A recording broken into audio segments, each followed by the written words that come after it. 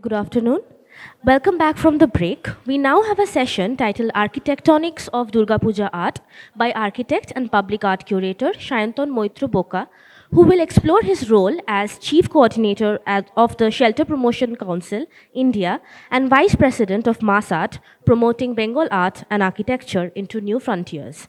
Mr. Moitra is deeply involved in art festivals in India's Northeast and Bengal, and his curatorial efforts focus on socio-political themes and environmental concerns through art. Please welcome Mr. Sayantan Maitra Boka.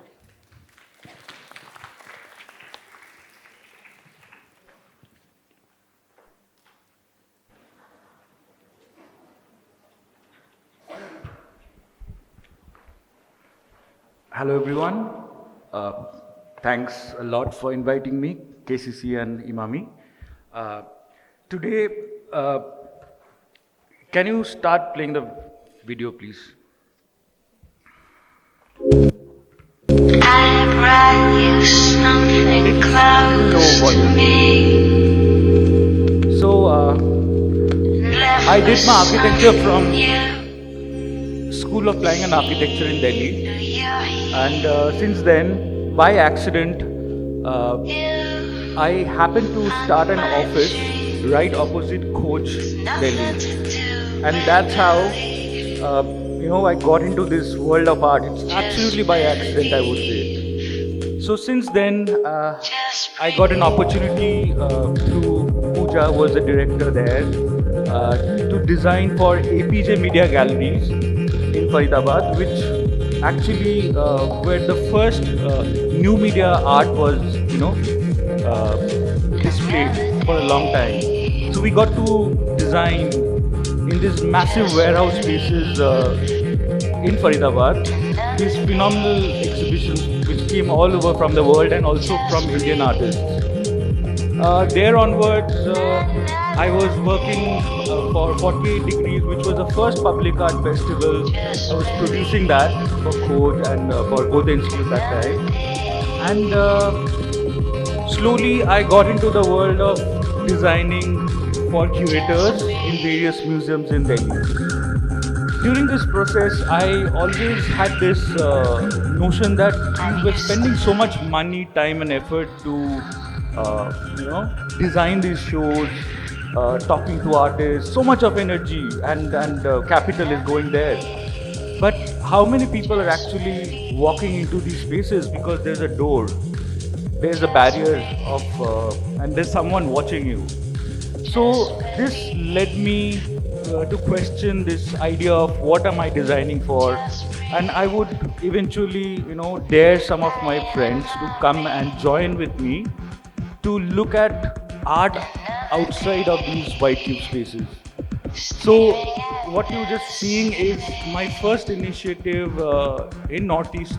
It's in Sikkim, Gangtok, where again I invited some of my friends and colleagues to come. This was a span of 1 year I was spending in Sikkim, Gangtok, and this is a time when a lot of my architect friends, artist friends would ask questions, and we want to see what is happening. How do people react to public art? This is also a space where there was no gallery. There was no concept of a gallery there at that point of time. So how do people react to works? What is contemporary art? What is public art all about? So this was our first initiative. In this process, what happened was I invited a very close friend of mine from Bangladesh called Mahbubur Rahman, whom I invited, and he got a visa. Visas are very difficult right now from coming from Bangladesh. So he was invited. He came to Calcutta, from Calcutta to Bagdogra. And for this final journey where he was supposed to come and meet me at this Gangtok, he was stopped in this invisible border called Rangpo. And Rangpo happens to be an invisible border because we annexed Sikkim in 1975. And since then, people from Bangladesh, China, Pakistan, Myanmar, and for some reason, Nigeria, at that point of time, were not allowed to walk in. None of us knew about that, but he was given a visa. And so For these 10 days, I would come back to Rangpo every day where he was stationed. He was not allowed because the RAW, the army, they were all looking at him. So he was not allowed to walk into Sikkim. So we decided one day we will cross borders and without a visa and passport, we will meet. So this took me 4 years, and this project, what you're seeing, is just an introduction to that project. I'm not showing any works. So this is a work where, after 4 years of rejection, the government and army finally opened gates for me, which was at the no man's land. And when I mean by no man's land or the border between India and Bangladesh, uh, unlike Pakistan, we have fencing on both sides. In this case, we have fencing 200 feet inside the Indian border. So that means there are these small T pillars. This is actually one of the gates of Zero Point where limestone, it's in Meghalaya. So basically, what we thought, where should we meet? I was from Bengal, but we thought a much interesting place would be to meet in the north of, beyond the north of Bangladesh, which is Meghalaya, which is south, and beyond that is Sylhet. So if they go to Sylhet, maybe at one point we could meet. And these are the trucks. These are limestone which gets quarried.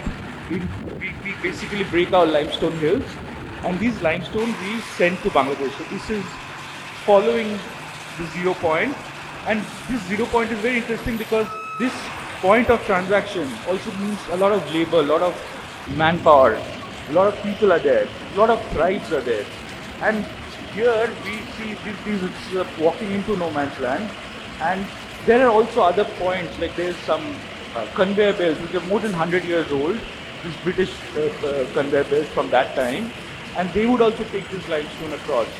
And this is very high grade limestone, by the way, but still used to make cement for cement factories.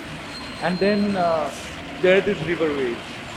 So this was a project where we actually questioned, or my this thing to all the people, the army and the the administration, civil administration was, till the international fence, you have to allow me because that is India. And eventually, after 4 years, we did manage to go, like one fine day for a couple of hours. So this is a project where, as curators, we also thought about that pain which we faced, Mabubur and me, at that invisible border in This front Rangpur, system Sikkim, is itself is as just what artists will is feel like, because for along us the it was that international you border have to go through that broadly.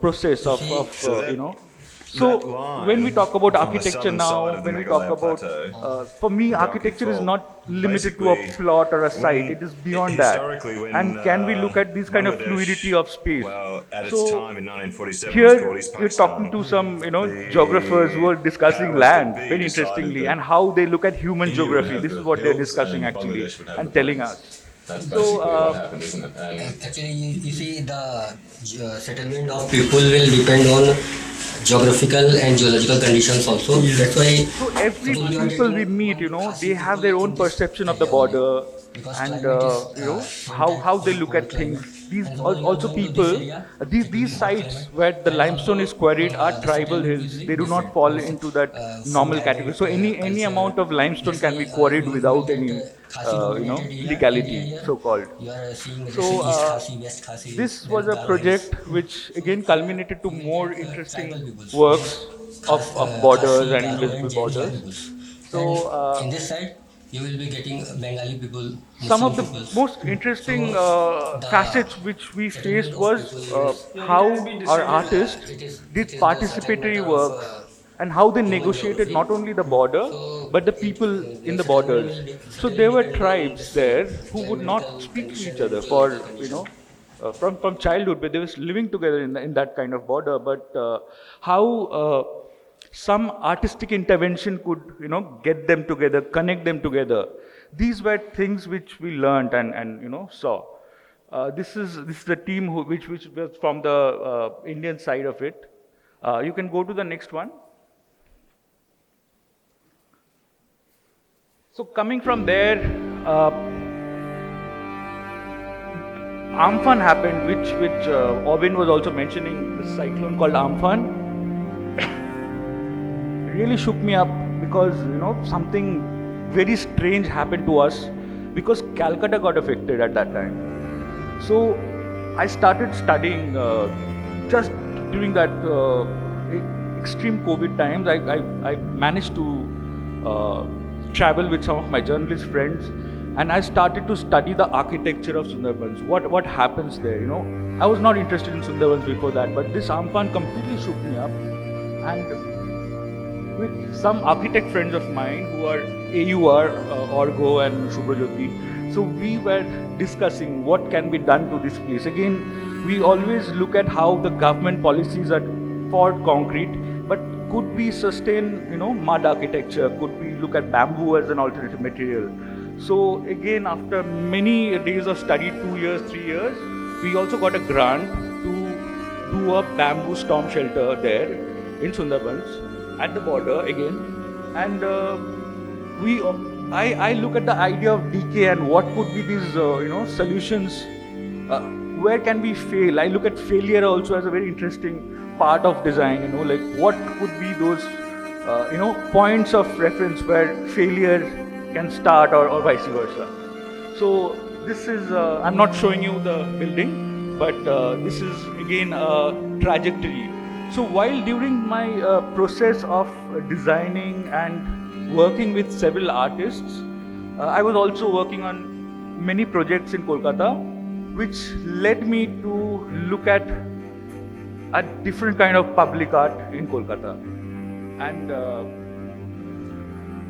so we can go to the next video.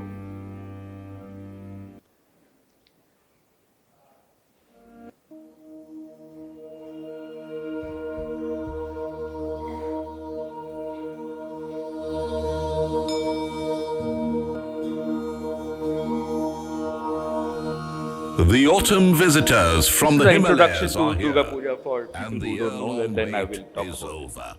You can raise the Goddess volume. Durga has arrived, closer home, to meet her mortal devotees. For millions of Bengalis, it's celebration time.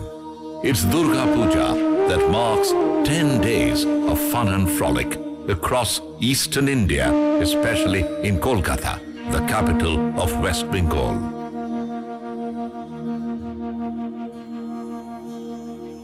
The festival celebrates the victory of the goddess over the demon. Prayers do play an integral part of the festivities, but Durga Puja is about positivity. The goddess is an embodiment of power, valor, and justice, and that makes Durga Puja a celebration of life.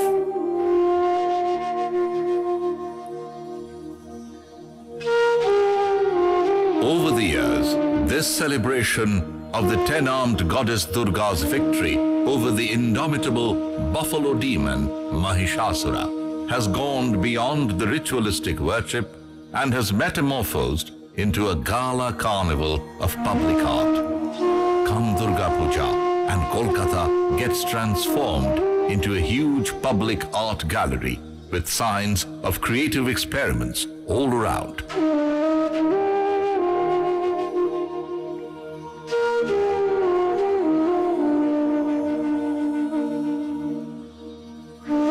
Trained sculptors and painters use their imagination to narrate the inherent essence of the festival through their unique creations of the idols and the temporary structures known as pandals, housing the goddess. The riot of ideas that the city witnesses during Durga Puja turn the devotees into art aficionados as they go pandal hopping, appreciating the nuanced art hidden in the pandals or the idols.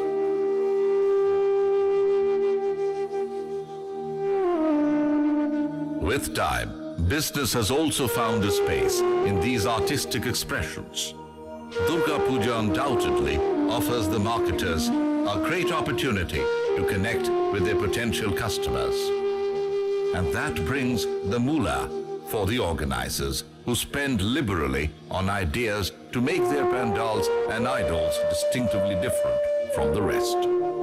This competition has given a big push to artistic experiments in Durga Puja in Kolkata.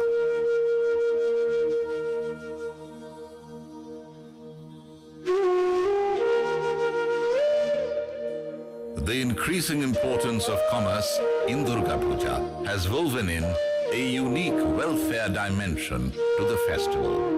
The trickle-down mechanism works in full swing during the festival, and the benefits accrue to people irrespective of their caste and religion. It's an income bump time for everyone, from the lower caste Hindu food vendors selling delicacies on the streets of Kolkata to the Muslim craftsmen working at the pandals.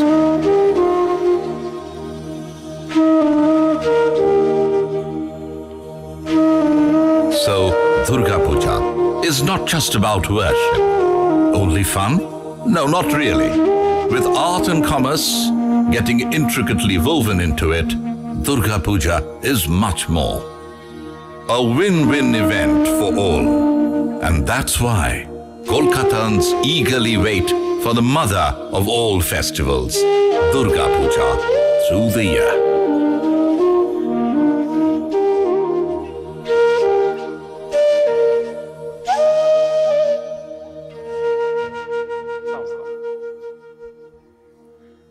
So in 2021 December, UNESCO accredited Durga Puja as one of the intangible cultural heritage from Kolkata.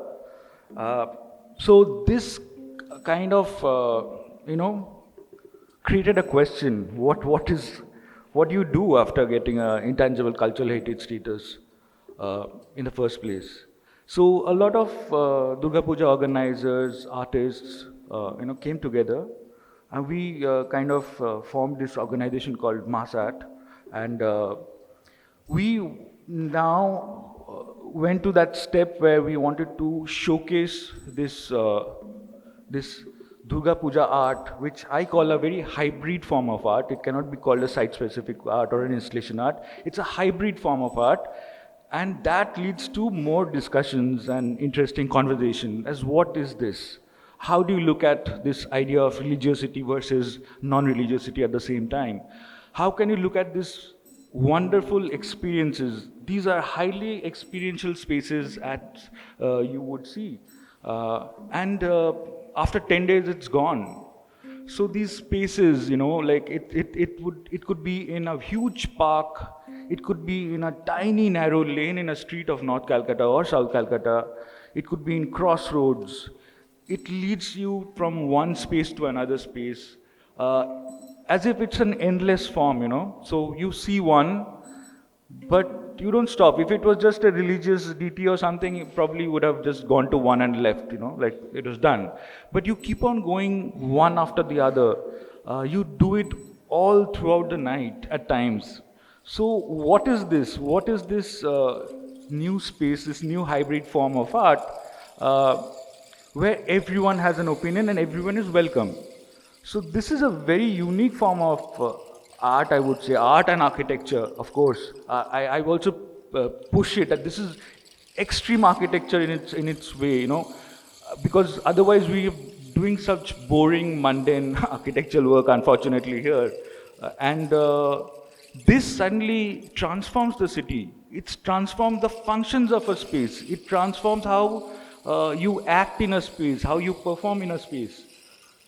So if we go a little bit back into the history of Durga Puja, it would have started around 16th century, 17th century, and then during the British period, when the East India Company was there, the zamindars would take it up as massive lavish parties to appease the Britishers. And then what happened was, of course, not everyone was involved or allowed to walk into those Rajbaris. So then what would happen is 12 friends, apparently that's the story, they start this Durga Puja, and that's how it's called Barowari, or started by 12, which ended up to become a Sarvajanin Puja, which is like a puja for everyone. And this would happen to every neighborhood. The very interesting thing about Durga Puja is it is initiated by the neighborhood. And this neighborhood would commission one artist or architect, and he in turn would get a huge set of workers, craftsmen, who otherwise would be probably a farmer in south of Bengal or a laborer, and he would come and work for 3 to 4 months in the city of Kolkata, and again earn enough to probably sustain for the rest of the year, because we know Bengal is very dense in terms of population, and we have a lot of migrant laborers going out of the city. But somehow Durga Puja, it's a very interesting economic model, creative economic model, how it survives in terms of the people who work in this puja. So this trickle down effect of economy is very interesting here. So what you see is, as I was saying, so initially the Durga Pujas would be very noble, simple structures of bamboo and, like a fascia of fabric probably. But then slowly it started to get more adventurous in nature, and at one point, in probably the early 2000s and stuff, a lot of materials were used to do Durga Puja. So when I was a kid, I would get to see matchbox pandals. I would get to see pandals made of pots, earthen pots. I would get to see, ambassador cars making a architectural form and then building a Durga Puja, or a Durga Puja made completely out of grass. So these kind of structures were used. So a lot of materials were there. But then slowly again, as time proceeded, it went another step. And that's where you see, this is what you're seeing on screen right now is a work by Bhavato Shutar, and this idol is Bhavato Shutar. This pandal, this theme or this concept is a work by Pradeep Das. And Pradeep was working on this particular space where you see this is in south of Kolkata, and migration is a constant process which has followed Bengal. It started in the early 1900s, and it has been on, and Bengal or Calcutta especially, in the south, deep south of Kolkata or whatever, there has been these pockets of migratory people, and this is one specific place called Nagtala, and with conversation by from the people who live there, he has been doing this work for 3 years now, and like it happened 3-4 years back. So every year he would, go one step beyond and work on this idea of migration and question his encounter, question his existence as well, because he also his family migrated from Bangladesh. Again, another work. This was done during COVID. This is about Jatra in one of the lanes of Kakurgachi, which is a fascinating work. If you had walked into this space, you would kind of suddenly think that probably this is one space in North Calcutta where they do this Jatra. These Jatra people are there, which is again dying down, unfortunately. It looks so real in a way, and so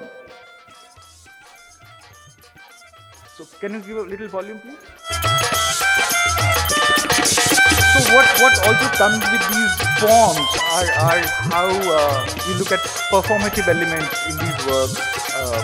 When you walk through these spaces, you become part of this work, and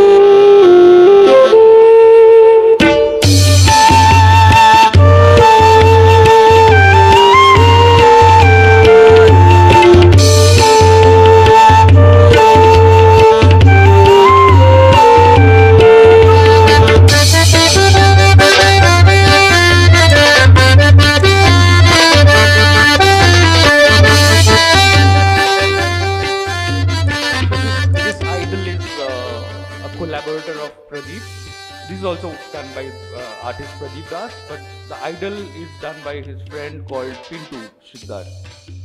They always work together while doing Durga Pujas. It's a collaboration of sorts. And can you go to the next one, please? এমন করে চলতে পারে না শঙ্কর এটা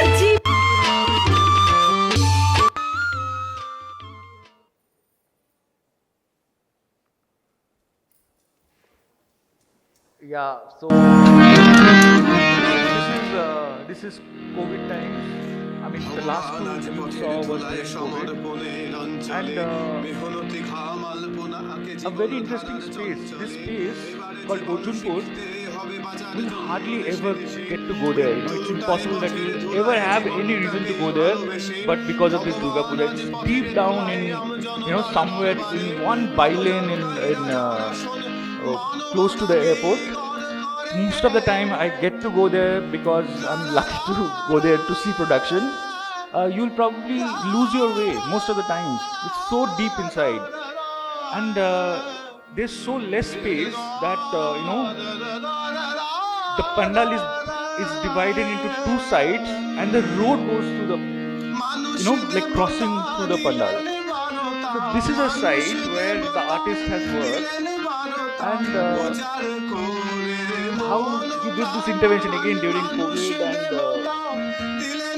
he does a lot of kinetics, and this one element killed it basically. So it completely transformed the space, like this one chair bending down at a point of. So this is a highlight of that work, and it got a. Here, people or artists believe that they have to be. Getting those awards. Awards are a big thing in Durga Puja. It's a neighbor's pride also. One fascinating thing I forgot to tell you is, besides the neighborhood giving, commissioning the artist, they actually man the space themselves for those 10 days of this, which is quite a unique thing because they don't always have security guards. They do it themselves. It's a kind of a very interesting sense of and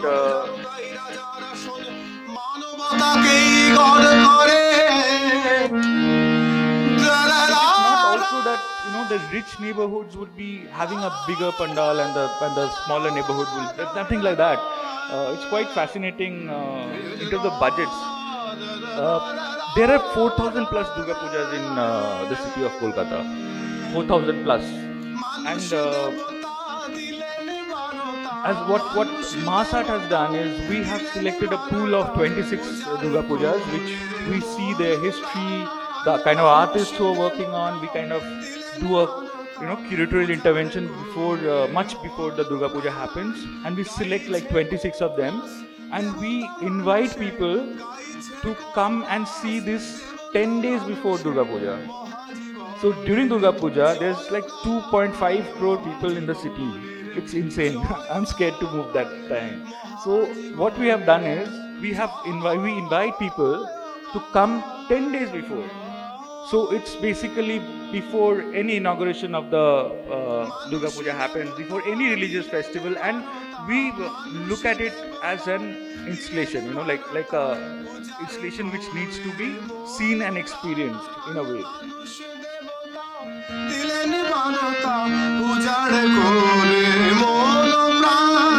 গাইছে chorus দেবতা মানুষে, গাইছে chorus দেবতা মানুষে, মহাজীবনের জয়গান, মহাজীবনের জয়গান, মহাজীবনের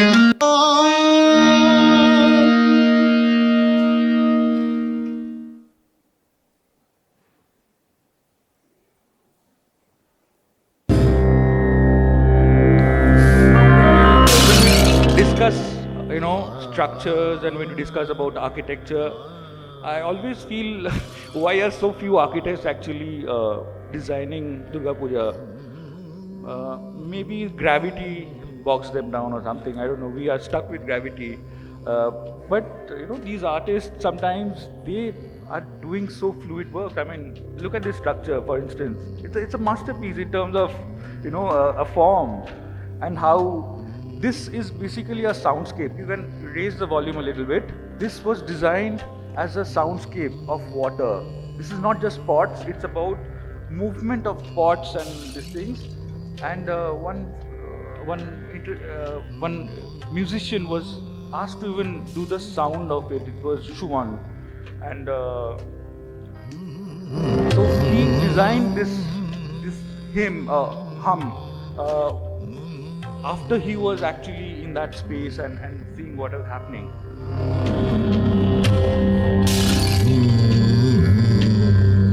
So these works actually do not just happen in one day. It was a 2 years process which the artist was doing in his design studio, and it culminated into this. So how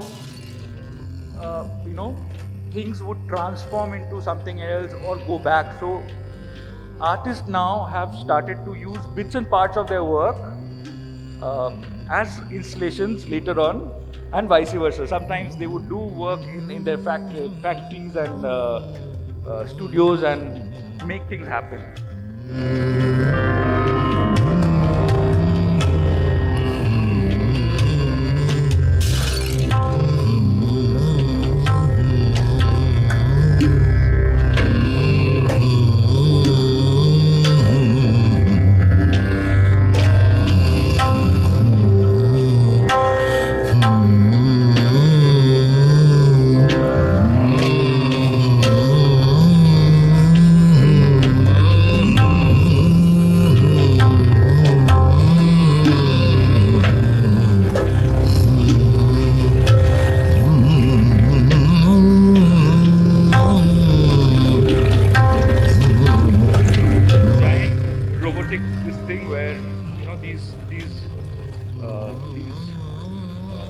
Lids will come up and down and will create this suction sound of water here.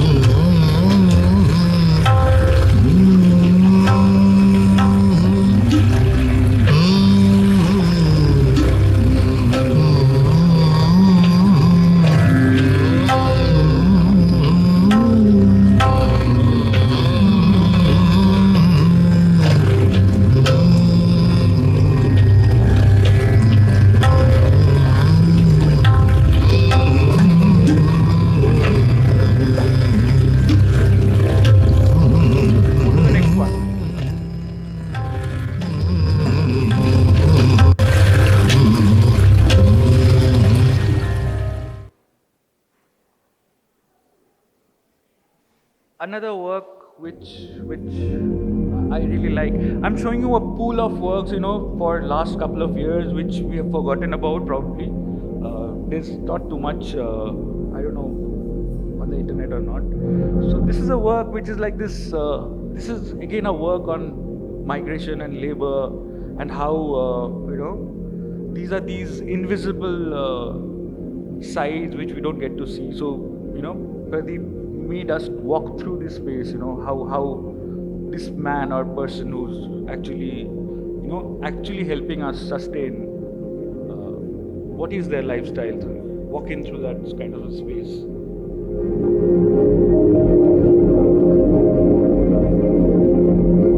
This is every day, but we tend to forget them, so it's like a celebration of them.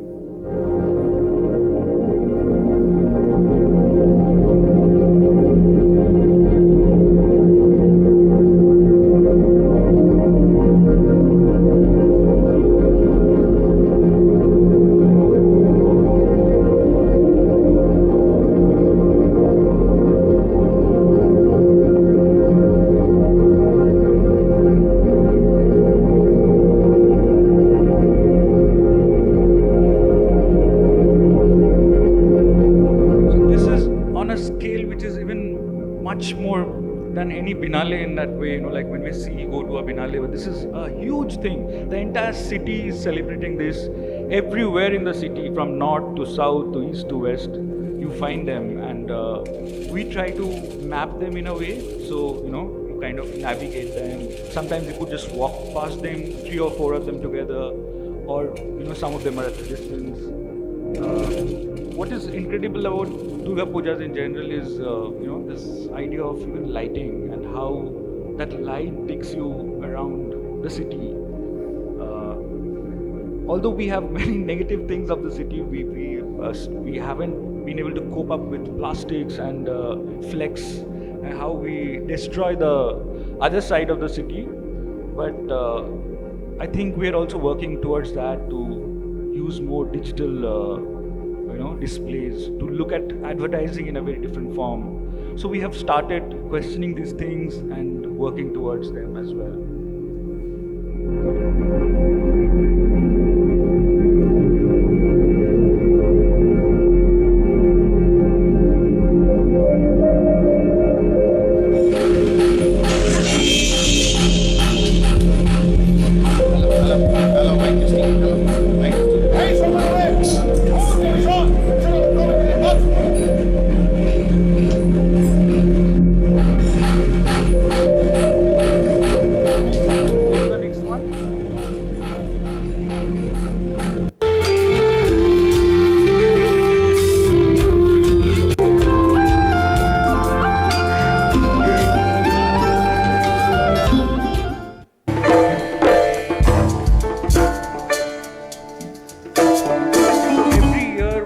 Seeing this progression from various forms, like you saw kinetic art in Durga Puja. Last couple of years we've been seeing. Then we have seen the advent of video art in them, and now performance has performance and people are participating in Durga Puja these days. This is again a work of 2022. And by Bhavato Shrutar. This is Pradeep's work on the city. This is a tiny narrow lane in Damdam, and this road gets transformed into a very interesting landmark of Durga Puja. So you walk in and walk out.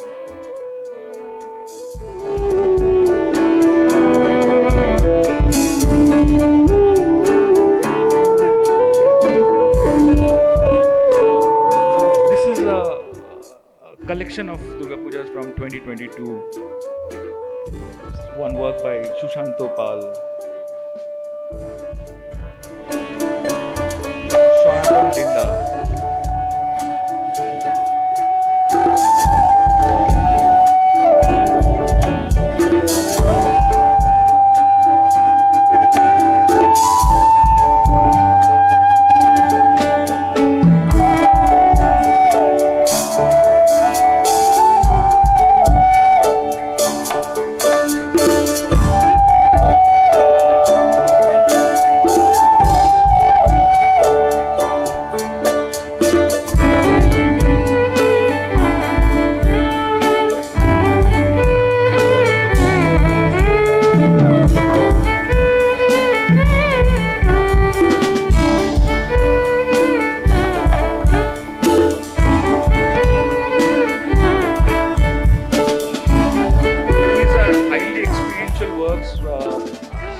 Video doesn't do justice to this. The closest we have done is we're trying to make a museum of VR, which is almost there.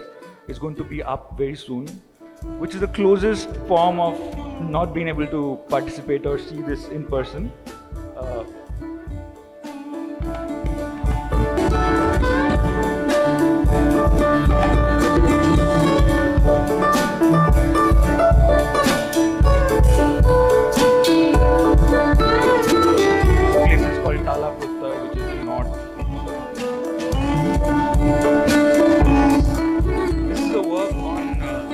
Archiving.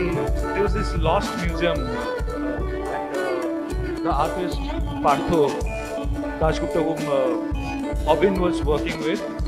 This is his way of re-looking at that lost museum of folk art from Bengal.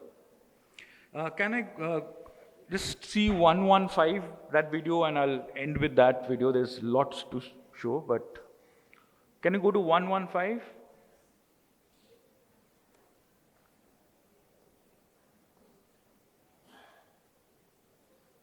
This is 112, 115.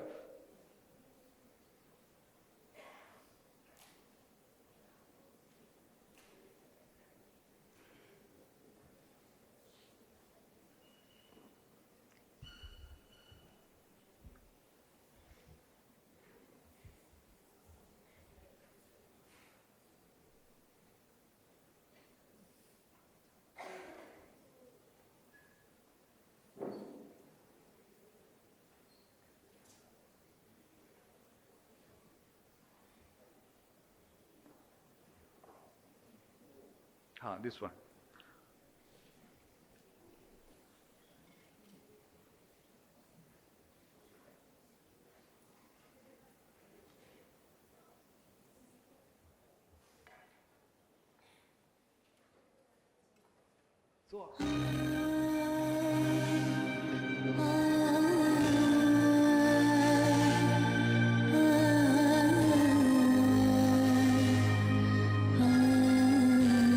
The Durga Puja from North Calcutta, which looks at child trafficking and his way of looking at this.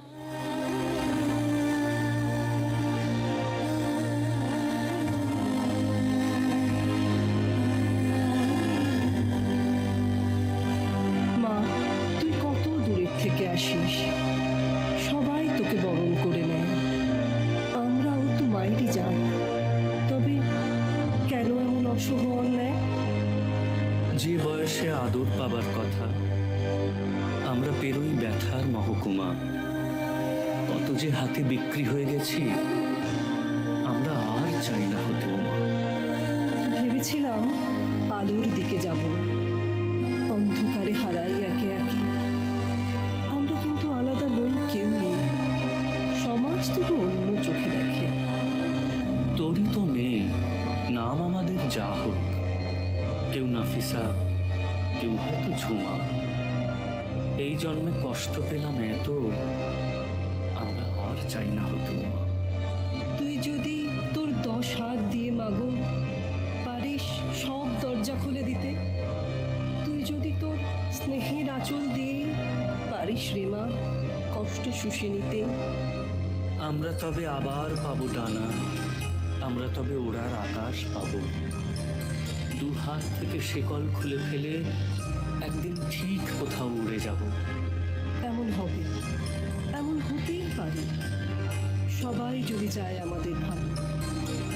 অন্ধকারের নষ্ট গলি থেকে আমরা আবার দেখতে পাবো আলো।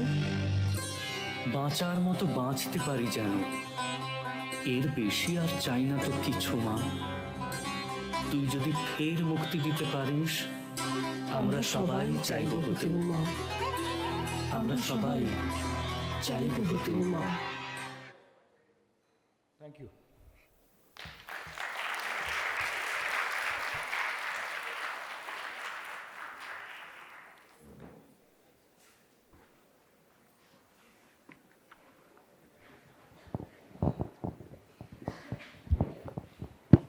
Thank you so much.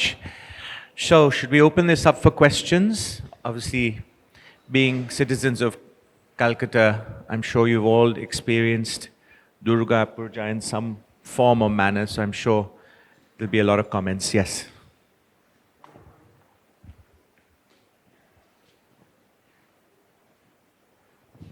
As a resident of Hathibagan, I have always had a ringside view to your activities and have grown up on a staple diet of Shonaton Dinda, Gorango Kuila, and Bhabato Shutar.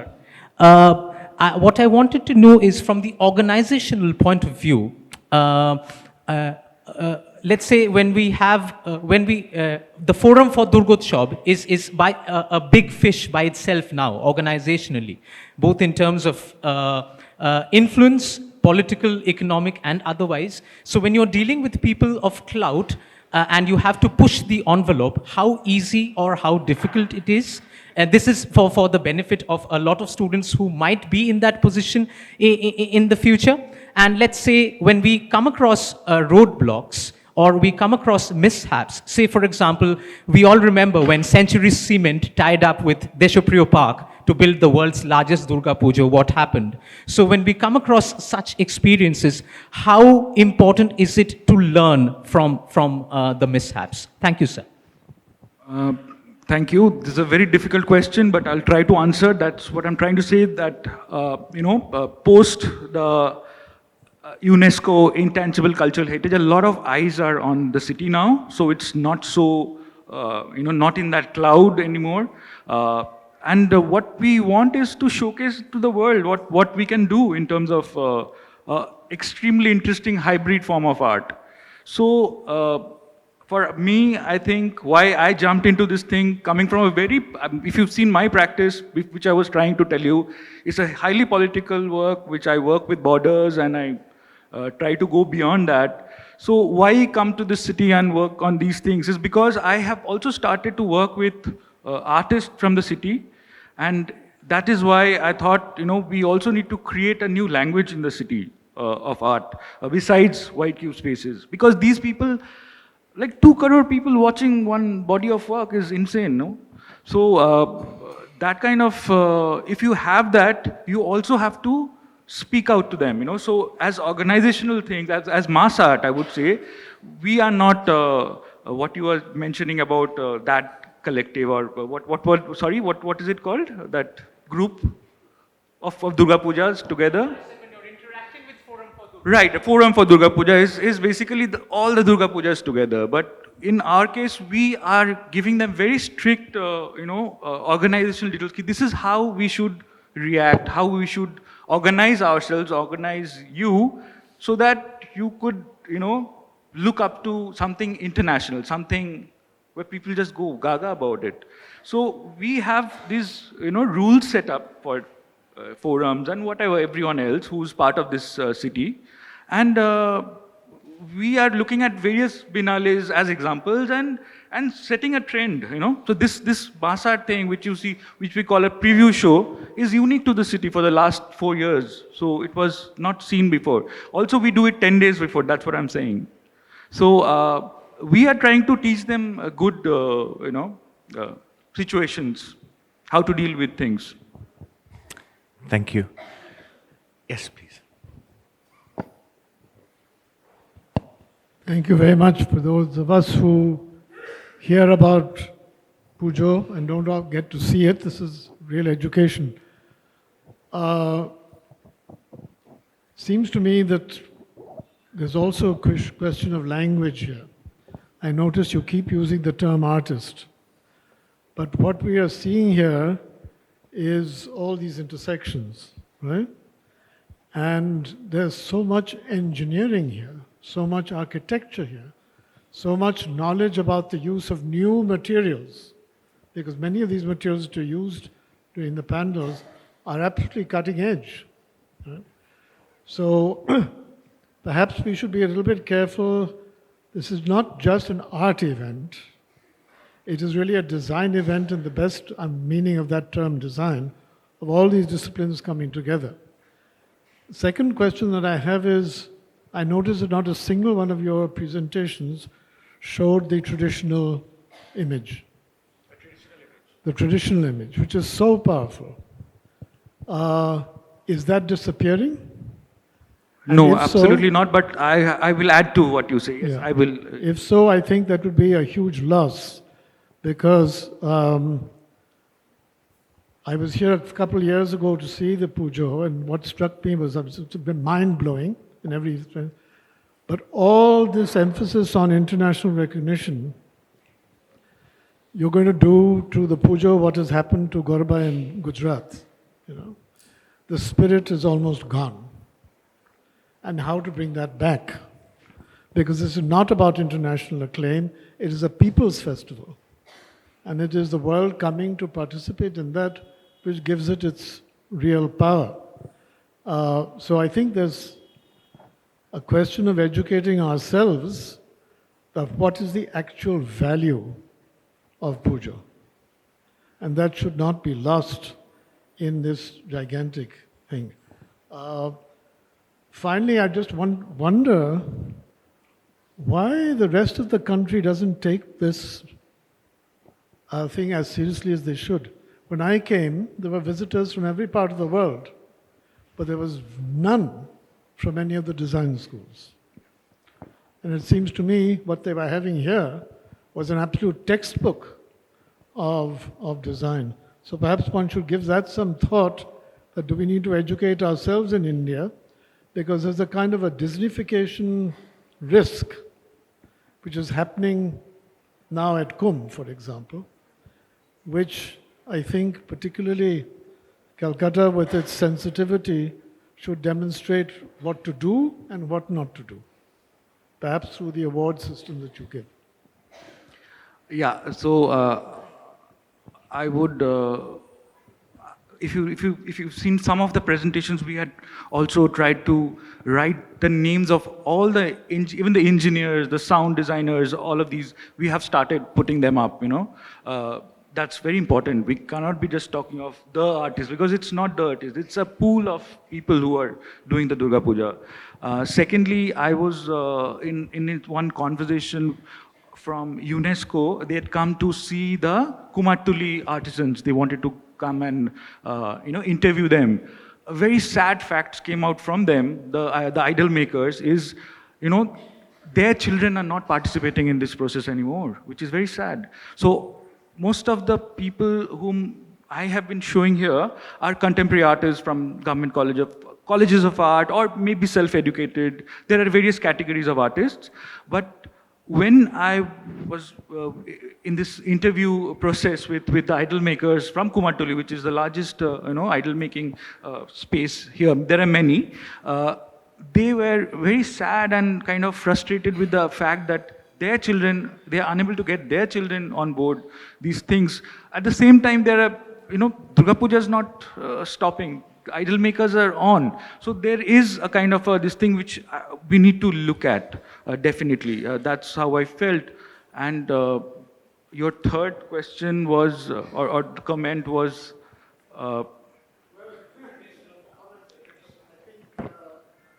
yes, so we do have two traditional pujas, actually 4 of them. In this pool of 26 we choose. So it's not that we, so basically there's 2 Rajbaris, 2 traditional pujas, and 22 contemporary Durga Pujas which we work on, of various scales, sizes, artistic interventions, yeah. I have a quick question, and I wonder how many people today, would be able to kind of define the difference between what is tangible and intangible heritage. And I ask that because, to your points, I think that we often look at things very quantitatively, right? We talk about economic impact, we talk about scale, we talk about the millions of people, but we hardly ever talk about intangible benefits or qualitative evaluative methodologies, which I think you're alluding to in the last part of your, how does it feel? And it's often very difficult to discern and map that, but certainly there are ways. Perhaps you could just elaborate a little bit more, also for the sake of everybody gathered here. What is this distinction and why is it so important?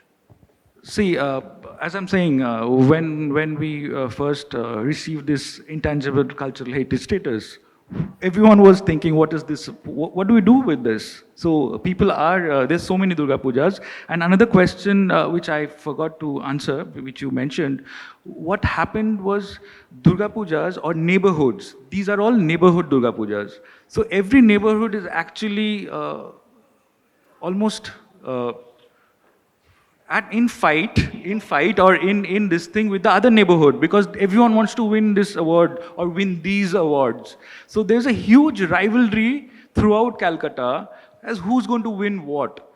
For us, what we started is not to give you awards or anything, but to get that huge pool of extremely creative artworks and artists together and take it to the world. And that's when, for the last 3 to 4 years, we are getting artists, architects, Vinale people, everyone to come and see, explore what Calcutta is all about, this Durga Puja, what is this idea of Durga Puja.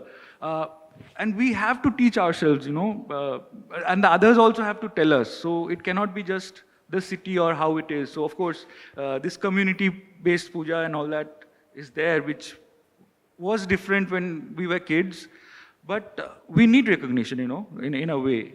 So, and they have to be shown. And when they see, like, we get like 10 ambassadors every year now to come and see, and now they're repeating themselves. They call me to say that I'm coming back this year. So that's incredible because they're not seen. They are the ambassadors of their country and all that. So they are also talking about it everywhere. One final question, Ushmita? Yeah. Hi, thank you, Sayantan. This year I did, last year, sorry, I did visit, and of course it's an experience which does not translate into the video, of course. But my question is different, and whenever I see these, these mega structures, and to tie in with what something Salim mentioned, like disassembly, and what is, what he said, methods of deconstruction. I mean, I've always thought about these, what happens, because you have put in so much, what happens? Because that is again connected to the larger question that we are trying to raise here about awareness, environment, sustainability. So how do you approach that, or is that also built into how you look into making these things? Yeah, it's a very important question, and we are looking at this this festival, which is just for 10 days, So what happens to it? Every friend of mine from outside who's a collector or a gallerist would say, I want this work, can that be saved? But this one kind of, destructibility in this work, also the idea is also recycling. A lot of it is recycled. The bamboo is recycled here. Bamboo is your backbone of this, all these pandals. So we reuse bamboo, we use the cloth, we reuse as much as possible. Some of them are transported and used in other festivals, other pujas. So there is a huge, recycling and upcycling of most of these Durga Pujas. So they are not all destroyed. I would say a huge section of it is recycled in that way.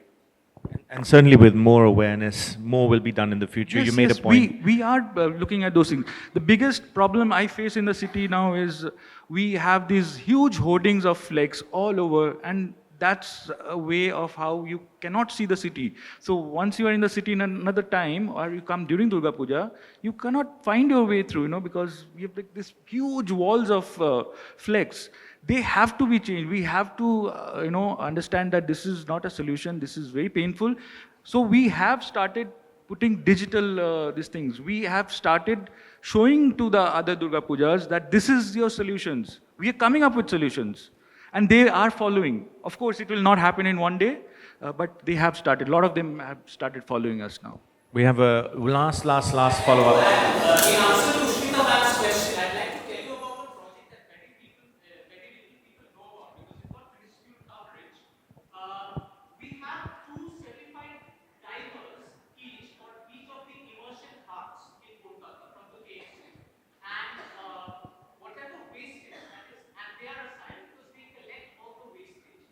So from the very moment, just the year before COVID, when we switched to the green party and the blue party for the wet waste and the dry waste, we also had this initiative of making sure that all the puja waste comes back and is recycled.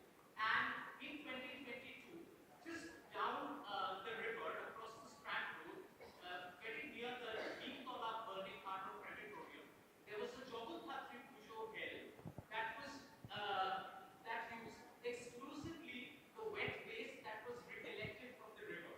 So it was a pujo that was built exclusively with the wet waste that was collected from the river, and it was on a very small scale done by the conservancy staff of the KCC.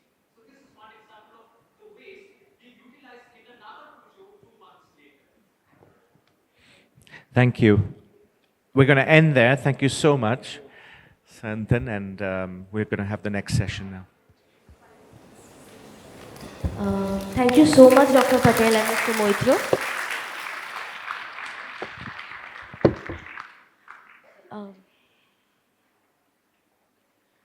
We'll take a couple of minutes for a couple of tech check and maybe move the chairs around for the next session. Please, thank you for your patience and please be seated. Thank you.